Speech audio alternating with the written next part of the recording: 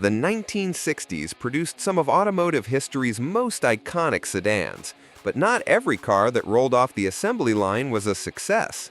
Today, we're counting down the top 10 worst sedans of the 1960s, based on documented mechanical failures, safety recalls, and build quality issues that made these cars nightmares for their owners.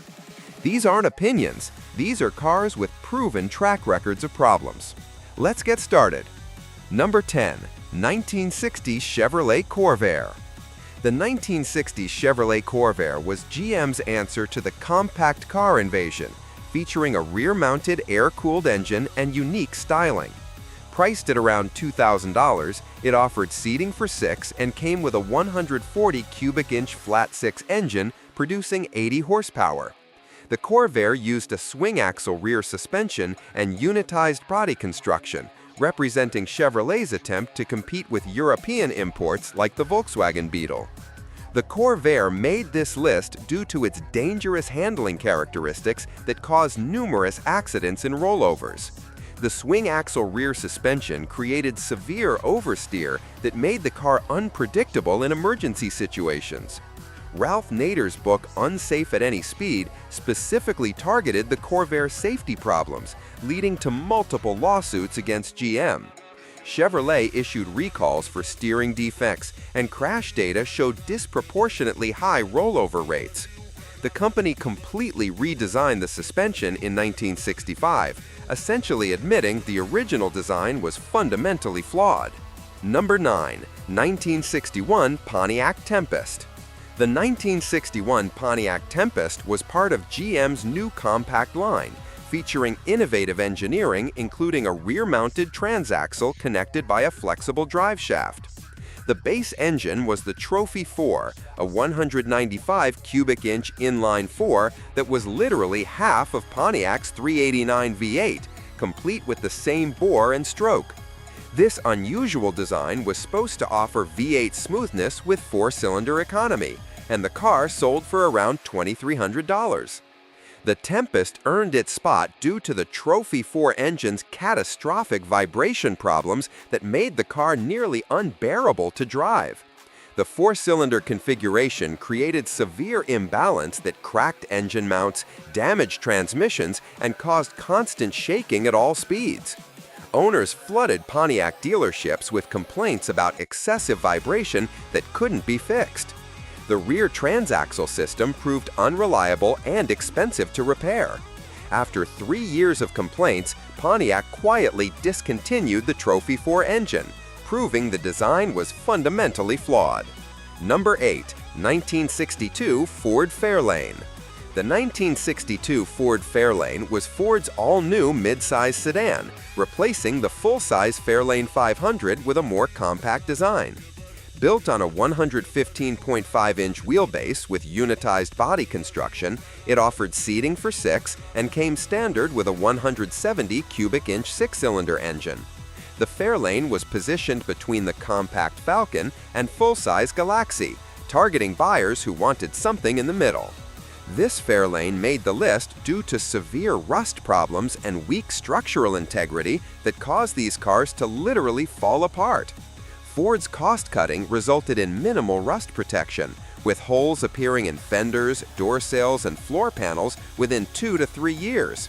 The unibody construction proved inadequate, developing stress cracks and body flex early in ownership. The base 6-cylinder engine was severely underpowered, and transmission failures were common.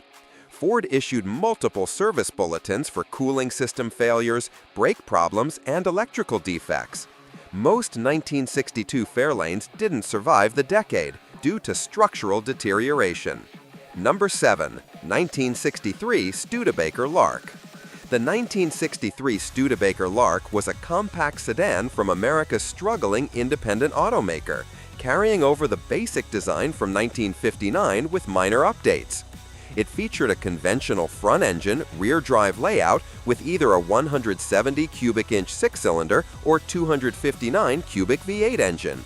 The Lark was Studebaker's best-selling model, priced competitively to attract budget-conscious buyers during the company's final years of American production. The 1963 Lark made this list because Studebaker's financial collapse resulted in catastrophic quality control problems.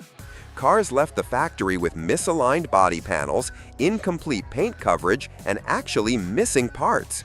Dealers reported receiving vehicles that required extensive repair work before they could be sold to customers. The electrical system was notoriously unreliable with frequent failures, and the six-cylinder engine leaked oil chronically. Rust protection was virtually non-existent, and Studebaker closed its American plants in December 1963, leaving owners without proper parts or service support. Number 6. 1964 Rambler American. The 1964 Rambler American was American Motors' entry-level compact sedan, offering economical transportation with a 195.6-inch overall length. It came standard with a 195.6 cubic-inch inline-six engine and 3-speed manual transmission, with prices starting around $1,900. The American competed directly with Ford Falcon and Chevy 2, emphasizing fuel economy and low purchase price as its main selling points. This Rambler earned its position due to catastrophic rust problems and the weakest build quality in the industry. AMC used the thinnest sheet metal available and provided virtually no rust protection, causing cars in northern climates to develop holes within 3 to 4 years. Body panels, trunk floors, and frame rails perforated rapidly, making these cars structurally unsound.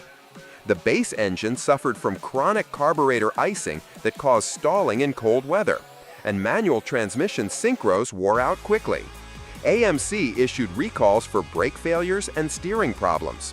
Consumer Reports rated the 1964 Rambler American as not acceptable due to numerous defects and poor durability. Number 5. 1965 Dodge Dart 270. The 1965 Dodge Dart 270 was Chrysler's compact sedan, featuring the company's reliable 225 cubic-inch slant-six engine paired with the push-button TorqueFlite automatic transmission.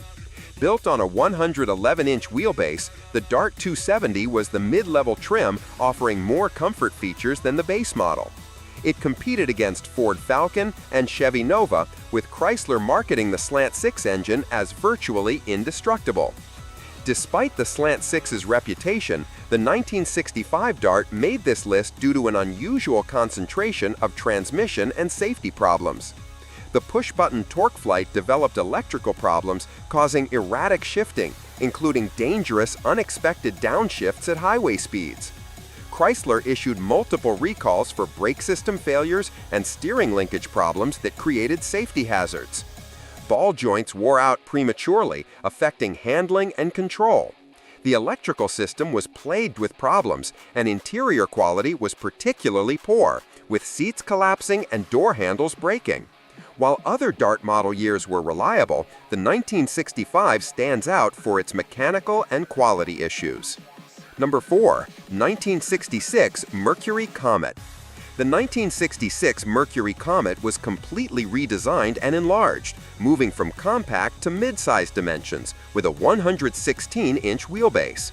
It came standard with a 200 cubic-inch six-cylinder engine and competed against cars like the Pontiac Tempest and Oldsmobile F85. The Comet featured new styling with stacked headlights and a more upscale interior, positioning it as Mercury's entry-level model with pricing starting around $2,400. The 1966 Comet made this list because Ford's redesign created a fundamentally flawed vehicle with mismatched components. The larger, heavier body used carryover suspension and brakes that were inadequate, resulting in severe brake fade, premature wear, and some complete brake failures. Ford issued recalls for brake system defects, but couldn't fix the weight-to-braking capacity mismatch. The 200 cubic inch was grossly underpowered for the heavier car, struggling on hills and during acceleration. The C4 automatic transmission failed at low mileage, and electrical problems were epidemic. Build quality was poor, with water leaks, wind noise, and rattles from day one. Number 3. 1967 Plymouth Valiant. The The 1967 Plymouth Valiant was Chrysler's compact sedan built on the reliable A-body platform, featuring either the 170 or 225 cubic inch slant-six engine. Riding on a 108-inch wheelbase, the Valiant had established a reputation for durability in previous model years. It competed directly with the Ford Falcon and Chevy Nova, offering traditional American engineering with Chrysler's legendary slant-six powertrain. The 1967 Valiant made this list due to a quality control disaster that was completely out of character for the model. Plymouth's production problems resulted in cars with seriously misaligned body panels, incomplete welds, and major paint defects. Dealers received Valiants with doors that wouldn't close properly, hoods that didn't fit, and visible gaps in trunk lids.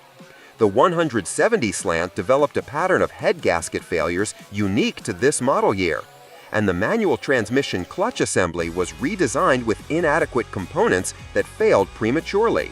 Chrysler issued recalls for steering column and brake system defects. While other Valiant years were excellent, 1967 stands out as an aberration. Number 2. 1968 AMC Ambassador. The 1968 AMC Ambassador was American Motors' full-size flagship sedan, riding on a 118-inch wheelbase and featuring all-new styling. It came standard with a 290 cubic inch V8 engine and offered luxury features to compete with mainstream full-size cars from the Big Three. The Ambassador represented AMC's attempt to move upmarket, with prices starting around $3,000 and available options including air conditioning and power accessories. The 1968 Ambassador earned the number 2 spot due to catastrophic quality problems resulting from AMC's financial struggles. Cars arrived at dealerships with major paint defects, including runs, thin spots, and areas of bare metal showing through. Interior trim pieces fell off within months, and dashboard components cracked from heat exposure. The 290 V8 suffered from chronic overheating due to an inadequate cooling system, and the automatic transmission shifted erratically before failing at low mileage. Number 1. 1969 Chevrolet Impala. The 1969 Chevrolet Impala was America's best-selling full-size sedan, built on a 119-inch wheelbase and available with a range of engines from the base 250 cubic inch six-cylinder to big block V8s. As Chevrolet's flagship model, the Impala offered seating for 6, luxurious trim options, and sold over 500,000 units that year. Priced starting around $3,000, it represented mainstream American automotive transportation at the end of the decade. The 1969 Impala takes the number 1 spot due to its involvement in GM's largest safety recall in automotive history at that time. GM recalled 4.9 million vehicles from 1965 to 1969, including the Impala, for defective engine mounts that could break and jam the accelerator wide open, causing uncontrolled acceleration. Multiple accidents and deaths were attributed to this defect before the recall was issued. Beyond the engine mount crisis, the 1969 Impala suffered from poor build quality, with widespread rust problems, electrical system failures, and transmission issues. The sheer scale of the safety defect, combined with quality control problems on America's best-selling car, makes the 1969 Impala the worst sedan of the decade.